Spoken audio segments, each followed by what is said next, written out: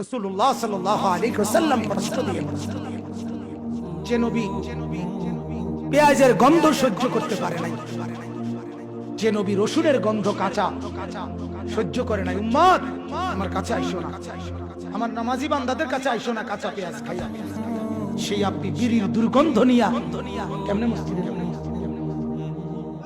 কথা বলেন না কেন? শুধু কুলি করলে বিড়ির দুর্গন্ধ যায় না।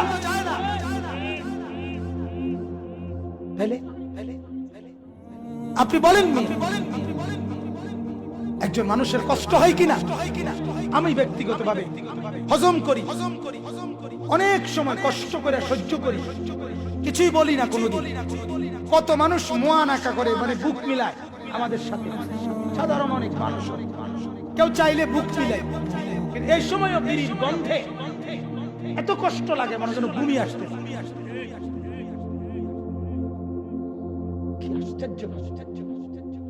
রাসূলুল্লাহ সাল্লাল্লাহু আলাইহি সাল্লামকে ভালোবাসা আজকে 40 বছরে বিড়ি খানার অভ্যাসটাই ছাড়তে পারলেন না। আপনি নবীর ভালোবাসেন, কারে হুনা নেই বলেন?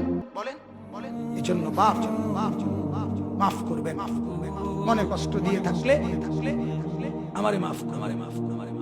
আল্লাহ তাআলা আমাদেরকে তৌফিক দান, আল্লাহ তাআলা আমাদেরকে কবুল করেন, গুনাহ ছেড়ে দেন, গুনাহ ছেড়ে দেন। রাসূলুল্লাহ সাল্লাল্লাহু আলাইহি ওয়াসাল্লাম সুন্নাতকে ভালোবাসেন, বলেন ইনশাআল্লাহ, বলেন ইনশাআল্লাহ।